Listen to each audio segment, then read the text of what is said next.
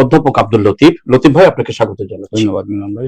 অধ্যাপক আব্দুল লতিফ সাবেক শিক্ষক, অবসরপ্রাপ্ত শিক্ষক এবং একজন উদ্যোক্তা। লতিফ ভাই খুব ভালো বিশ্লেষণ করে, আজকে ইনশাল্লাহ ভালো করবেন জনগণের উদ্দেশ্যে। প্রিয় দর্শক, অনুষ্ঠানটি সম্প্রচারিত হচ্ছে আজকে আইবুর রহমান, ডাক্তার আইবুর রহমানের সৌজন্যে লতিফিয়া হোমিও কমপ্লেক্স 71 স্বপ্নিল মির্জা জাঙ্গার সিলেট। লতিফিয়া হোমিও কমপ্লেক্সের কিছু বৈশিষ্ট্য, এখানে অনেক জটিল রোগের চিকিৎসা করা হয়, বিশেষ করে মেয়েদের বন্ধ্যতা দূরীকরণের যে একটা চিকিৎসা, সেখানে আধুনিক চিকিৎসার ব্যবস্থা রয়েছে। এটা আইবুর রহমানকে আবার কৃতজ্ঞতা জানাচ্ছি। অনুষ্ঠান পরিকল্পনা হচ্ছে শেখ নুরুল ইসলাম সাহেবকে আমরা কৃতজ্ঞতা জেনে অনুষ্ঠান শুরু করছি।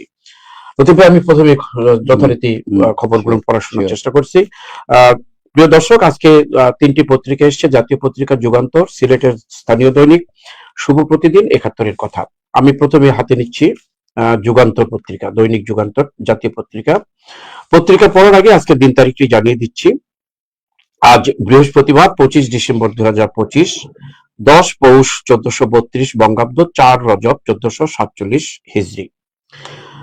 প্রথম যে খবরটা শুনেছি, সারা পত্রিকায় জুড়ে তারেক রহমানের স্বদেশ প্রত্যাবর্তন, ঐক্য সমঝোতার পথ উজ্জ্বল।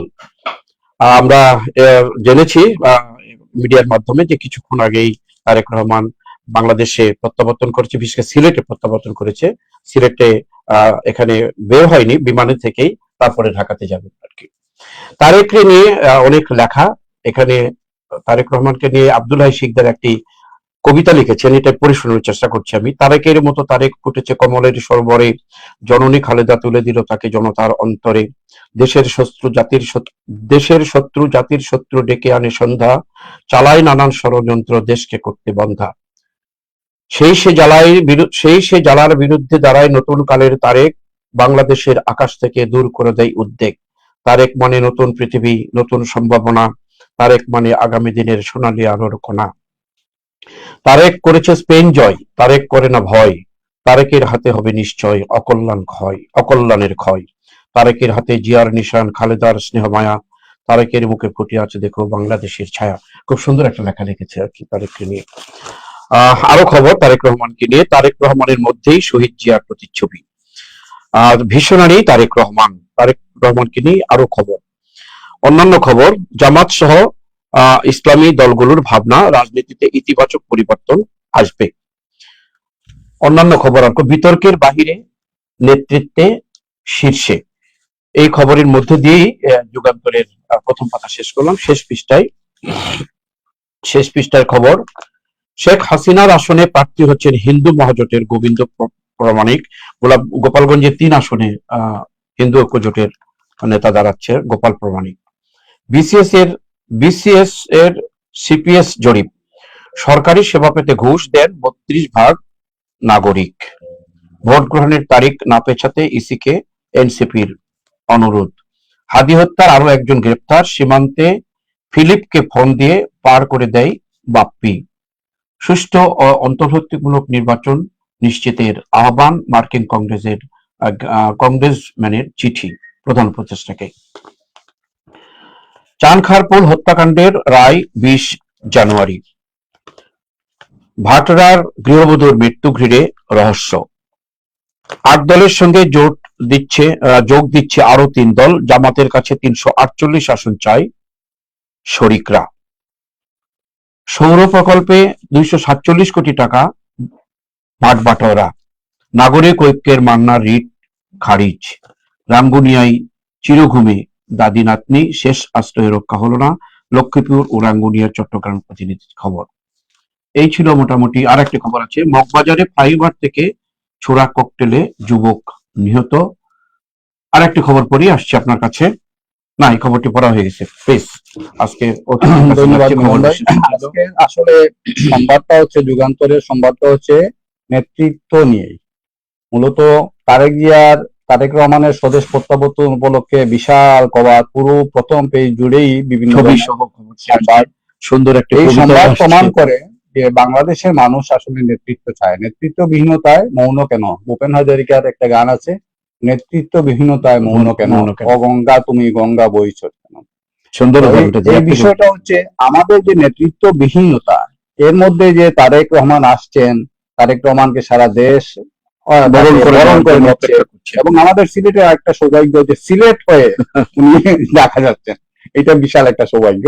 হ্যাঁ, এটা আসলে টেকনিক্যাল বিষয়, কিন্তু আলটিমেটলি যে সিলেট হয়ে যাচ্ছেন এটা আমাদের একটা গর্বের বিষয়, সিলেটবাসীর জন্য একটা হ্যাঁ গর্বের বিষয়।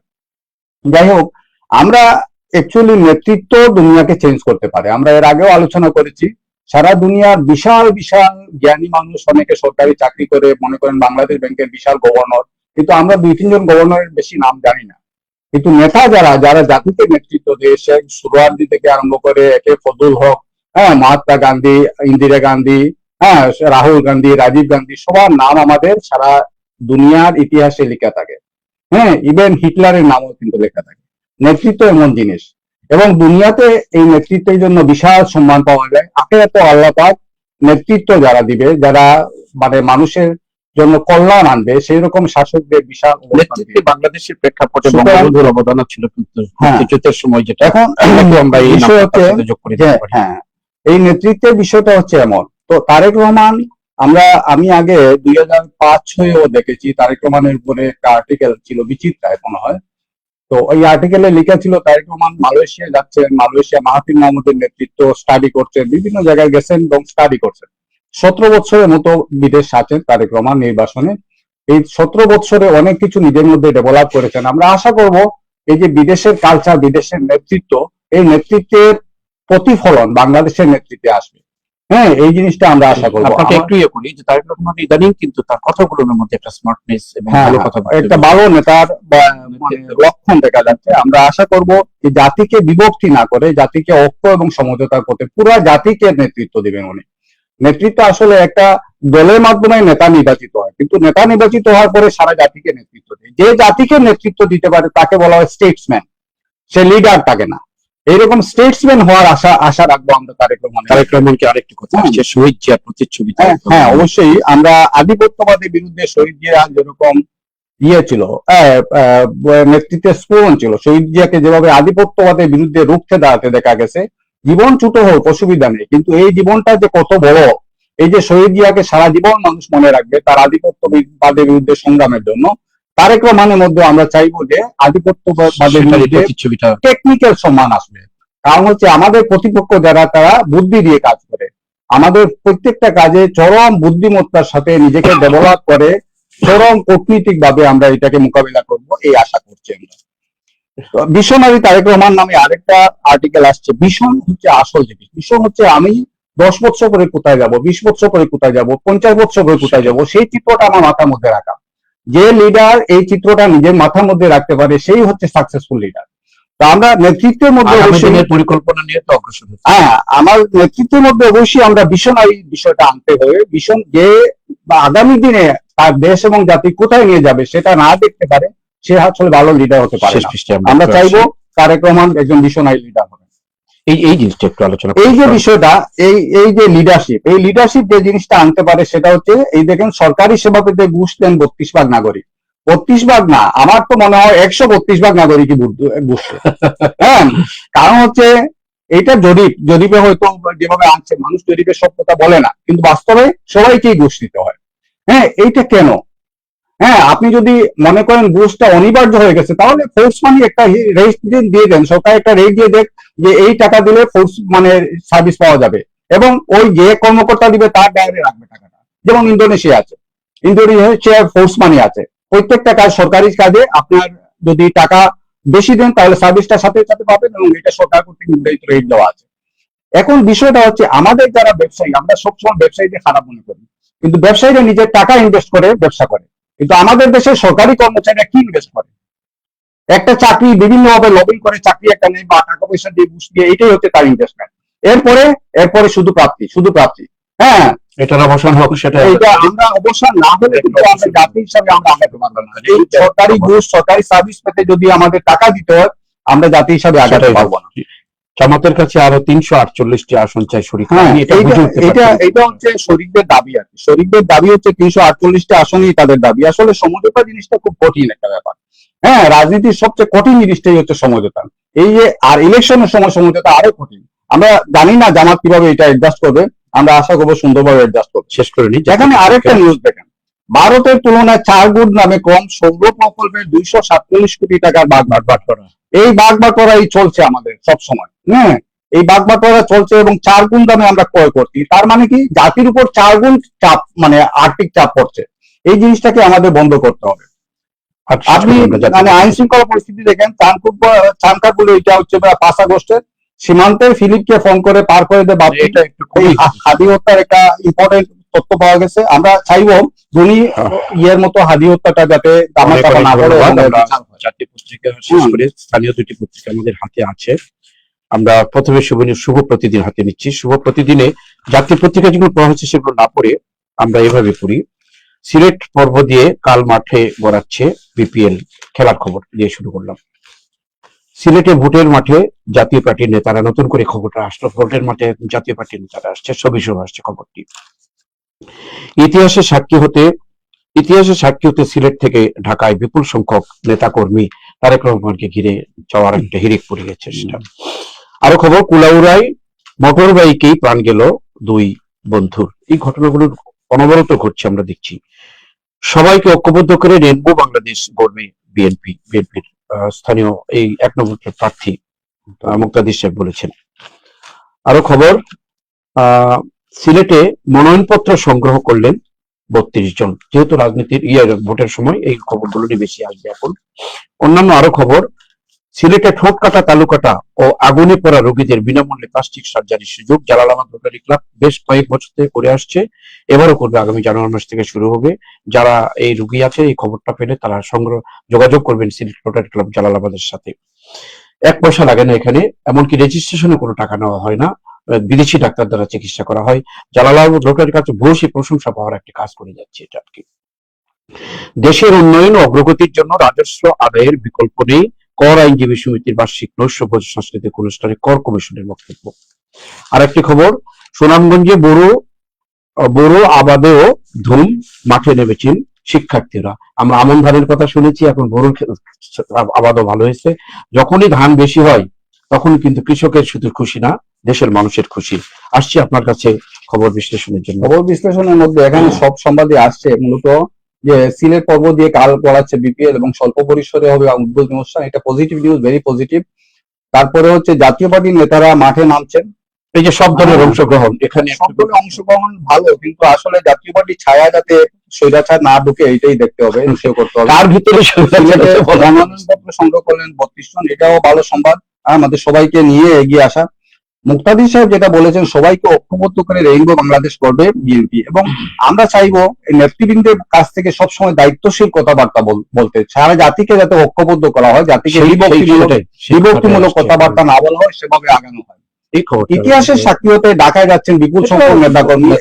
এটা আমরা যেটা আশা করব সেটা হচ্ছে এই আত্মত্যাগ, নেতৃত্বের এই জন্য আত্মত্যাগ যেটা, সেটা যাতে আন্তরিক হয়, মানুষকে দেখানো হাসি যাতে না হয়, শোডাউন যাতে না হয়, সেইটাই আশা করব। এবং এতেই, এবং পাওয়ার আশায় না, দেওয়ার আশায় নেতৃত্ব করতে হবে। মোটরসাইকেলে প্রাণ গেল 2 বন্ধুর। মোটরসাইকেলের ব্যাপারটা এখনো কিন্তু আমাদের আসে নাই। এখনো মোটরসাইকেল যাত্রী সবাইকে হেলমেট পরতে হয়, এই জিনিসটা কিন্তু এনশিওর হচ্ছে না আমাদের এখনো। আমাদের পুলিশ প্রশাসন যদি শক্ত হয় তাহলে সব জায়গায় এটা এনশিওর করতে পারে।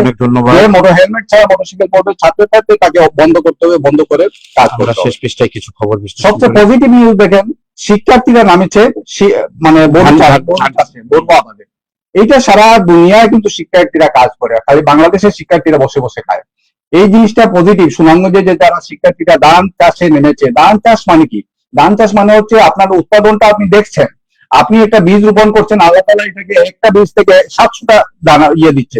হ্যাঁ, এই যে বিষয়টা, এই বিষয়টা আপনার নিজের চোখে দেখছেন। বিশেষ করে শিক্ষার্থীরা এখানে শিক্ষার্থীরা এটা ভেরি পজিটিভ, এবং সুনামগঞ্জকে অনুসরণ করে সারা দেশে শিক্ষার্থীরা এরকম কাজ করবে, আমরা এটা আশা করবো, এবং উদ্বুদ্ধ করবে নেতৃত্ব, এটাকে উদ্বুদ্ধ করবে এসব কাজ করাতে। আমি আগেও বলেছি রাজস্ব আদায়ের বিকল্প না, এই কথাগুলো আমরা শুনি, ঠিক আছে, কিন্তু আমার রাজস্বের টাকা যদি আপনি করাপশন করেন, বিদেশে টাকা পাচার করেন, 2 নম্বরই ভাবে ইয়ে করেন, তাহলে আমি রাজস্বটা দিব কেন? সবচেয়ে আগে দরকার নেতৃত্বের সৎভাবে টাকা ইয়ে করা। নেতৃত্ব যদি 4 গুণ টাকা দিয়ে একটা জিনিস কিনে এবং সব জড়িত থাকে, রাজস্ব আমি কেন দেবো? সুতরাং নেতৃত্বকে আগে সৎ হতে হবে। সবার আগে নেতৃত্ব সৎ হলে এদেশের মানুষ কিন্তু দামি, তাই না? মানুষ কিন্তু হারাম উপার্জন করতে চায় না, মানুষ চাইবে রাজস্ব দিতে এবং সবাই স্বতঃস্ফূর্ত হবে রাজস্ব দিবে। হ্যাঁ, আগে নেতৃত্বকে সৎ হতে হবে। অনেক ধন্যবাদ ভাই। জাহানাবাদ যে কাজটা করেছে এটাকে সবাই অনুসরণ করবে, এটা সবারই সামর্থ্য আছে, প্রত্যেকটা প্রতিষ্ঠানের সামর্থ্য আছে, প্রত্যেকটা প্রতিষ্ঠানকে সিএসআর করতে হয় এবং সিএসআর এর ব্যাপারে হ্যাঁ মিল্টন ফ্রিডম্যান যদিও বলেছিলেন যে the only responsibility to business is to earn profit, but কিন্তু অন্যান্য অর্থনীতিবিদ যা আছে সবাই বলেছেন যে আর্নিং প্রফিটের পাশাপাশি সামাজিক দায়িত্বটা পালন করতে হবে। এজন্য প্রত্যেকটা প্রতিষ্ঠানে সিএসআর কে গুরুত্ব দিতে হবে, কর্পোরেট সোশ্যাল রেসপন্সিবিলিটিকে।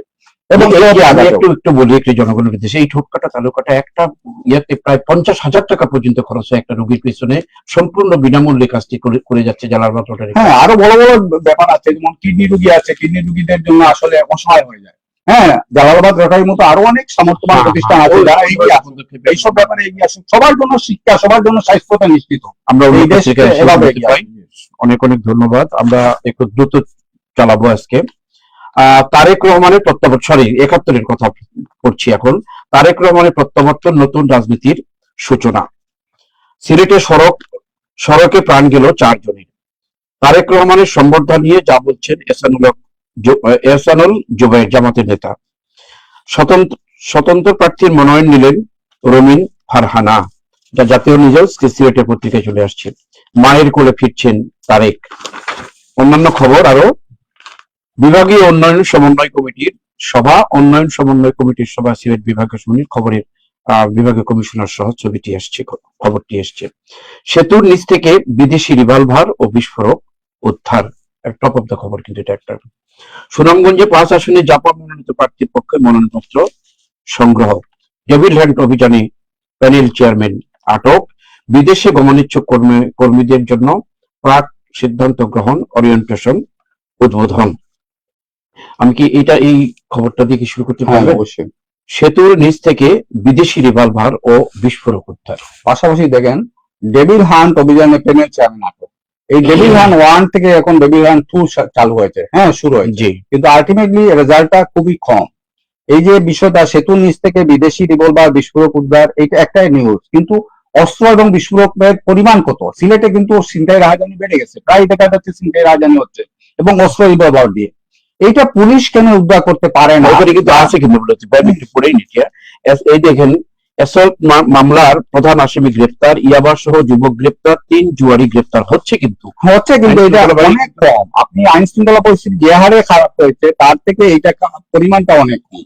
আমরা চাইবো টোটালি জিরো টলারেন্স নিয়ে মানে পুলিশ প্রশাসন এগিয়ে আসুক, এবং পাশাপাশি যেহেতু আর্মি আছে সুতরাং জিরো টলারেন্স যাতে হয় আগের মতো। আগে কিন্তু তত্ত্বাবধায়ক সরকার দেখেছি, হ্যাঁ, এবং এইসব ব্যাপারে একদম মানে জিরো টলারেন্স দেখেছি।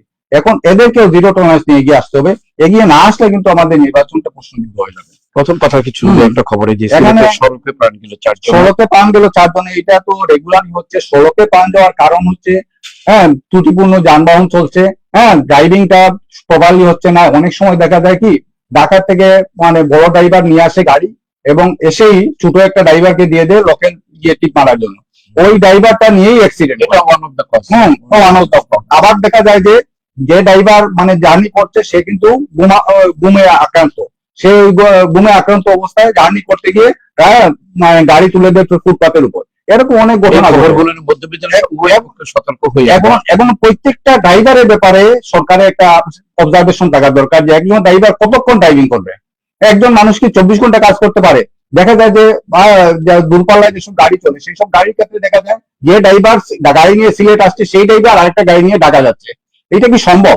হ্যাঁ, ড্রাইভিং যেহেতু মানে কষ্টসাধ্য একটা বিষয়, সেজন্য সম্বর্ধনা নিয়ে প্রত্যাবর্তনে নতুন রাজনীতির সূচনা মির্জা ফখরুল বলছেন, এবং এইটা আমরা আশা করব এই যে বিচ্ছিন্ন ভাবে এলোমেলো কথাবার্তা নেতৃত্বের মধ্যে আসছে, তারেক রহমানের আসার পর থেকে এলোমেলো কথাগুলো বন্ধ হবে, জাতিকে ঐক্যবদ্ধ করার কথাবার্তা আসবে এবং সবাইকে নিয়ে আমরা এগিয়ে যাব, সেটাই আশা করছি। এহসানুল মাহমুদ জুবায়ের নিশ্চয়ই সেরকম কথা বলেছেন, সম্বর্ধনা অনুষ্ঠানে আচরণবিধি লঙ্ঘন না হয় সেসব ব্যাপারে হ্যাঁ ঠিক আছে, সবকিছু মানে মেনটেন করেই করা উচিত। প্রিয় দর্শক, আমরা শেষ করতে যাচ্ছি আজকের অনুষ্ঠানটা এখানেই। তার আগেই আজকে যতটুকু বিশ্লেষণ হয়েছে অত্যন্ত গভীরভাবে বিশ্লেষণ করেছেন আজকের বিশ্লেষক, খবর বিশ্লেষক অধ্যাপক আব্দুল লতিফ। লতিফ ভাই, আপনাকে স্বাগত জানাই, আবারও ধন্যবাদ জানাচ্ছি। প্রিয় দর্শক, এতক্ষণ আমাদের সাথে থাকার জন্য আপনাদেরকে ধন্যবাদ জানাচ্ছি এবং আগামীকালকে বন্ধ থাকবে শুক্রবার, শনিবার আবার এই অনুষ্ঠান যথাসময়ে আমরা রাসেল টিভিতে আমরা করব, সেই অগ্রিম আপনাদেরকে আমন্ত্রণ জানিয়ে এবং আজকের আমাদেরকে সহযোগিতা করলো লতিফিয়া হোমিও কমপ্লেক্স, তাদের প্রতি কৃতজ্ঞতা জানিয়ে আজকের অনুষ্ঠান আমরা এখানেই শেষ করছি। আল্লাহ হাফিজ।